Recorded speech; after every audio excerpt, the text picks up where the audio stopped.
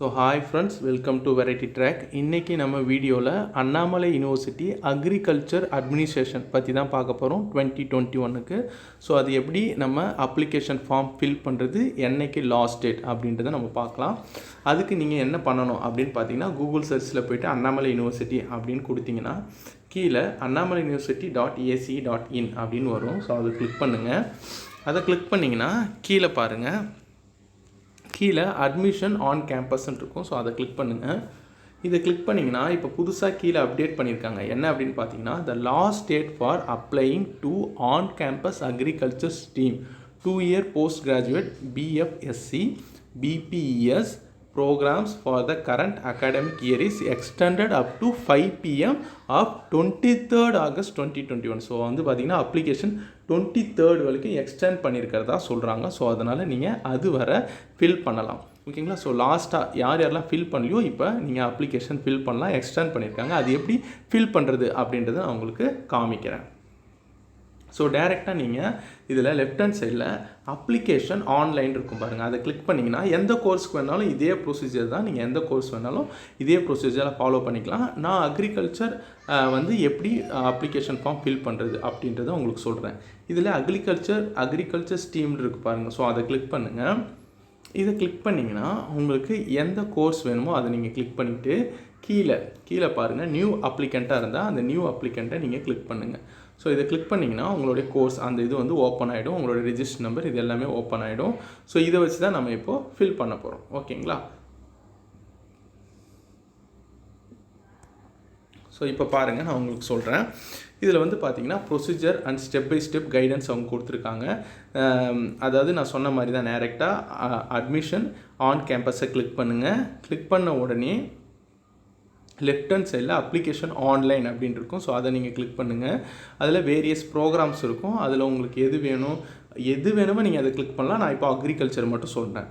So அதில் அந்த அக்ரிகல்ச்சரை click பண்ணிவிட்டு நியூ அப்ளிகண்ட்டை நான் சொன்ன மாதிரி கிளிக் பண்ணிங்கன்னா இந்த பேஜ் ஓப்பன் ஆகிடும். ஸோ இந்த பேஜில் application for admission to B.Sc அப்படின்னு இருக்கும். So அக்ரிகல்ச்சர்னா agriculture. ஸோ அதில் நீங்கள் உங்கள் நேமை ஃபில் பண்ணோடனே மேலே ரெஜிஸ்டர் நம்பர் காட்ட ஆரம்பிச்சிடும். மந்த் வந்து ஏப்ரல் இயர் 2021 அது உங்களுக்கு காமிக்க ஆரம்பிச்சிடும். ஸோ நீங்கள் உங்கள் நேமை ஃபில் பண்ணிவிட்டு இனிஷியல் அந்தாண்ட போட்டுருங்க. அதுக்கப்புறம் டேட் ஆஃப் பர்த் உங்கள் கரெக்டான டேட் ஆஃப் பர்த் தான் கொடுக்கணும். ஓகேங்களா? அதுக்கப்புறம் மொபைல் நம்பர் ரொம்ப ரொம்ப இம்பார்ட்டண்ட்டு. ஏன்னா உங்கள் கம்யூனிகேஷனுக்கு எல்லாமே SMS வந்து பார்த்திங்கன்னா இந்த மொபைல் நம்பருக்கு தான் அனுப்புவாங்க. அதனால் நல்ல வேலிட் மொபைல் நம்பர் நீங்கள் எப்பயுமே கையில் வச்சுருக்க மொபைல் நம்பர் கொடுத்துருங்க.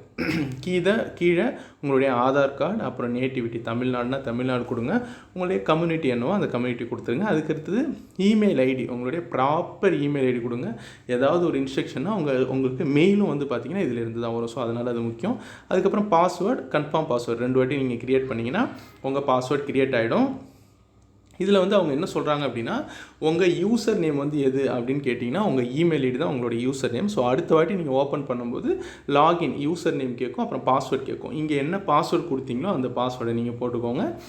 யூசர் நேம் வந்து பார்த்திங்கன்னா உங்கள் மெயில் ஐடி தான், அதை போட்டுட்டு நீங்கள் லாகின் பண்ணிக்கோங்க. ஓகேங்களா? ஸோ இதை எடிட் பண்ண முடியாது. ஒரு வாட்டி நீங்கள் சப்மிட்னு கொடுத்துட்டிங்கன்னா அதனால் நல்லா தெளிவாக பார்த்துக்கோங்க. அடுத்தது டைரெக்டாக அகைன் நீங்கள் லாகின் பண்ணதுக்கப்புறம் அடுத்த பேஜ் உங்கள் ரெஜிஸ்டர் நம்பர் வச்சு இந்த மாதிரி காமிக்கும். ஸோ இதில் உங்களுடைய நேம் என்ன நேமோ அதை போட்டுக்கோங்க. Date of birth, mobile number, nativity, community இதுவரை உங்களுக்கு காமிக்கும். அடுத்தது நீங்கள் என்ன ஃபில் பண்ணால் அது name of the parent or guardian அவங்களுடைய பேர் ஃபில் பண்ணணும். அப்புறம் அவங்களுடைய address for communication, street, city, district, state, pincode இதுவரை ஃபில் பண்ணிக்கோங்க. அடுத்தது ஜெண்டர், மேலா ஃபீமேலா அப்படின்றத ஃபில் பண்ணிக்கோங்க. பிளட் குரூப் தெரிஞ்சதுன்னா ஃபில் பண்ணுங்கள், இல்லை விட்டுருங்க. அடுத்தது நேஷ்னாலிட்டி இந்தியனா என்னன்றதை ஃபில் பண்ணிக்கோங்க. கீழே வந்து நீங்கள் ஸ்கூல் எங்கெங்கே படிச்சிங்க அப்படின்றது கேட்டிருப்பாங்க. 8th 9th 10th 11th 12th எந்த இயர் பாஸ் பண்ணீங்க. அடுத்தது நேம் ஆஃப் த ஸ்கூல், எந்த ஸ்கூலு, எந்த டிஸ்ட்ரிக்டில் நீங்கள் படிச்சிங்க, எந்த ஸ்டேட். சென்னைனா சென்னை கொடுங்க, கடலூர்னா கடலூர் கொடுத்துக்கோங்க. ஸ்டேட் வந்து நீங்கள் தமிழ்நாடுனா தமிழ்நாடுன்றதை கொடுத்துக்கலாம். அடுத்தது candidate has studied 8th 9th 10th இது ஏதாவது நீங்கள் அதர் தென் தமிழ்நாடாக கொடுத்தீங்கன்னா அதில் நோ கொடுக்கணும். ஓகேங்களா? அப்படி நோ கொடுத்துட்டும் சப்மிட் பண்ணலாம். அடுத்தது நேம் ஆஃப் த கம்யூனிட்டி, நீங்கள் என்ன கம்யூனிட்டியோ அதை கொடுத்துட்டு ரெஃபர் பண்ணிங்க. அடுத்தது கம்யூனிட்டி சர்டிஃபிகேட்டில் ஒரு கோடு இருக்கும். ஸோ அந்த கோடை நீங்கள் அதில் என்ட்ரு பண்ணணும். அடுத்தது ரிலீஜியன், ஹிந்துனா ஹிந்துசம்னு போட்டுக்கோங்க. குவாலிஃபையிங் எக்ஸாமினேஷன் பாஸ்டு, என்ன எக்ஸாம், தமிழ்நாடு கவர்மெண்ட் எக்ஸாம் எழுதினா தமிழ்நாடு கவர்மெண்ட் எக்ஸாம், டிஎன்ஹெச்எஸ்சினா டிஎன்ஹெச்எஸ்சின்னு போட்டுக்கோங்க. குரூப் கோடு, எந்த group, physics chemistry biology maths, so அந்த குரூப் கோடை நீங்கள் போட்டுக்கோங்க. Appearance in qualification examination passed, எது ஃபஸ்ட் கிளாஸாக என்ன அப்படின்றத போட்டு அகைன் சப்மிட் பண்ணிவிடுங்க. ஸோ சப்மிட் பண்ணிங்கன்னா உங்களுக்கு நெக்ஸ்ட் பேஜ் இந்த மாதிரி காமிக்கும். இதுலேயும் உங்கள் ரெஜிஸ்டர் நம்பர் கரெக்டாக இருக்கும். லாகின் பண்ணதுக்கப்புறம் நேமு, அப்புறம் டேட் ஆஃப் பர்த் கரெக்டாக இருக்கா பார்த்துக்கோங்க. இதில் உங்களுடைய மார்க்கை நீங்கள் என்ட்ரு பண்ணணும். மார்க் அப்டேட் இன் HSC, ஓகேங்களா, ஹையர் செகண்டரி. ஸோ அதில் அகாடமிக் ஈக்குவலண்ட் எக்ஸாமினேஷன், ஸோ அதில் Tamil, Hindi, French, others, so எந்த லாங்குவேஜோ அதை நீங்கள் போட்டுட்டு உங்களுடைய ரெஜிஸ்டர் நம்பர் போட்டுக்கோங்க.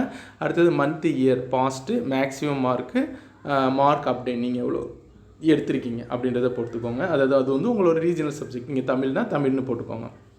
கீழே இங்கிலீஷில் நீங்கள் எவ்வளோ அதாவது உங்களுடைய ரெஜிஸ்டர் நம்பரு, அடுத்தது மந்த் அண்ட் இயரு, அதுக்கப்புறம் மேக்ஸிமம் மார்க்கு, இப்போ மார்க் அப்டேட். அதே மாதிரி பிசிக்ஸுக்கு போட்டுக்கோங்க, கெமிஸ்ட்ரி, பயாலஜி, மேக்ஸு, ஸோ இந்த மாதிரி இது எல்லாத்துக்கும் நீங்கள் எவ்வளோ மார்க் எடுத்தீங்களோ அதை போட்டுக்கோங்க.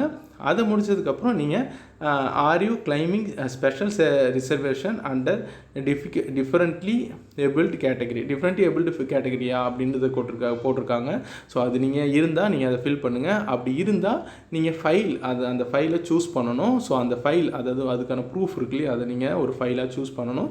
ஸோ அந்த ஃபைல் வந்து பார்த்திங்கன்னா 500, அதாவது 100லேருந்து 500 கேபிக்குள்ளார இருக்கணும். அதாவது சொல்லப்போனால் இமேஜாக, ஜேபெக் இமேஜாக இருந்தால் 100 கேபிக்குள்ளார இருக்கணும்.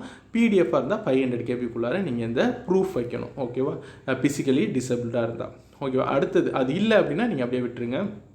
டீட்டெயில்ஸ் ஆஃப் ஃபஸ்ட்டு கிராஜுவேட், இதுவும் ரொம்ப இம்பார்ட்டன்ட். அதாவது நீங்கள் will you be the first graduate இந்த ஃபேமிலி, நீங்கள் ஃபஸ்ட்டு கிராஜுவேட்டாக இருந்தால் எஸ் கொடுத்தீங்கன்னா அதுக்கு reference number, first graduate number நீங்கள் கொடுக்கணும். இல்லைனா நோ கொடுத்துருங்க.